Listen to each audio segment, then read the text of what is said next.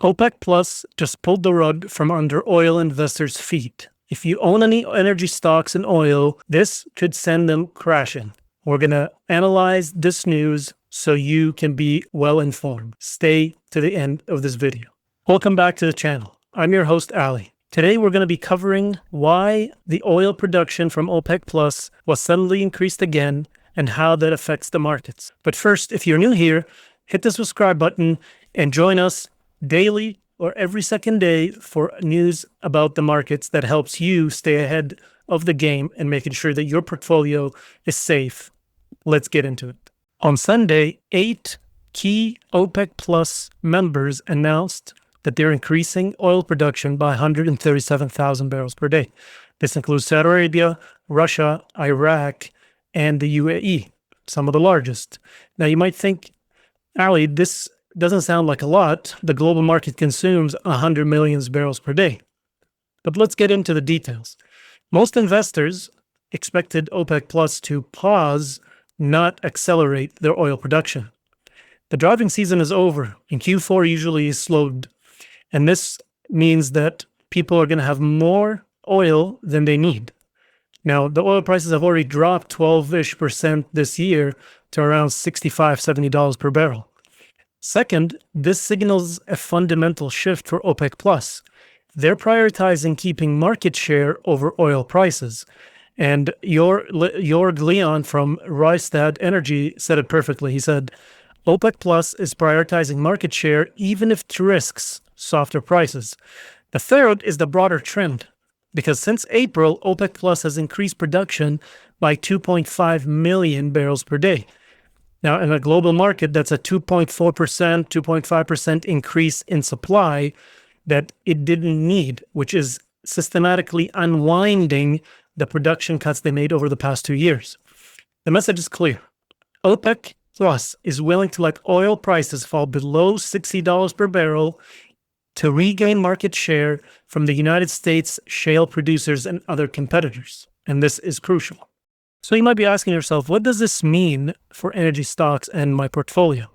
Well, the reaction on Monday was a mix. Even though oil price shares went up a little bit, it's very likely this is temporary. Here's the reality. A sustained lower oil prices are generally bad for energy producers, especially ones that have high operational costs around $40 to $60 per barrel. But their best returns for these companies come in over $70 per barrel. If OPEC Plus continues a strategy and oil drops below $60 per barrel, and it has to be consistent, this is what we're going to see. We're going to see reduced capital expenditure. We're going to see dividend cuts. We're going to see pressure on high-cost U.S. shale producers. And we're going to see more consolidations in the energy sectors, more company binding together so that they can reduce their operational costs. But there's a different view. This could create opportunities for the strongest players, like Chevron, which just announced they're looking at diversifying their refinery, and ExxonMobil with their low-cost premium basin operations. Those guys could gain market share because their bottom line and their dividends aren't going to get affected since their cost per barrel is lower. The key is distinguishing which producers are going to suffer in the 40 to 60 range and which producers are going to benefit. And that's going to be the key for which companies you're going to need to want to move your money to. Now, let's talk about the elephant in the room, geopolitics. And I mention this a lot in my videos because geopolitics has a huge impact on all stock prices and commodities across the globe. This OPEC Plus decision, well, it creates some fascinating tensions. Russia depends on oil production and sales to fund its war machine. Lower prices could impact the ability to sustain their war efforts. Yet they went along with this reduction. Some could say they're confident in their market position, and some are saying they're being pressured by Saudi Arabia. The U.S. has been pushing for lower oil prices to combat inflation, and President Trump significantly targeted Russia with sanctions.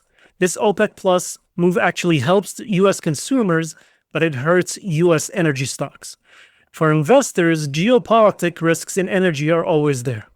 The ongoing Russia-Ukraine war and the Middle East tensions and U.S. trade policies all create volatility in oil prices.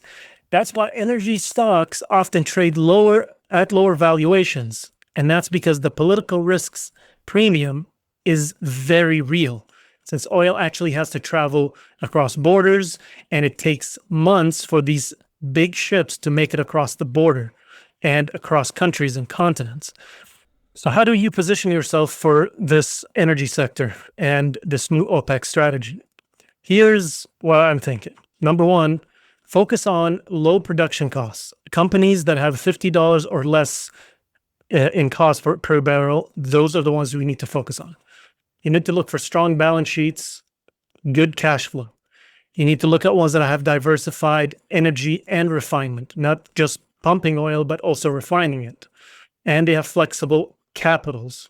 Second, you might want to hedge against the energy sector.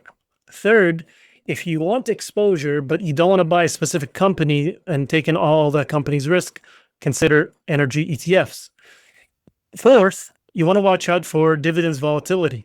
And this because many energy companies, when oil is over $80, they increase their shares and you get more dividends. Now, finally, you could do a long-term buying strategy. Energy stocks are historically cheaper compared to the rest of the market. And if OPEC Plus eventually gets the market share they want and decide to reverse their oil production and slow it down, you're going to see some of those companies that are still around have huge pump in their stock prices. Don't forget to subscribe if you haven't already. We're covering breaking news like this every time it comes out to help you stay ahead of the curve. And remember, successful investing isn't just about knowing what's happening. It's about understanding why it's happening and how it affects your future.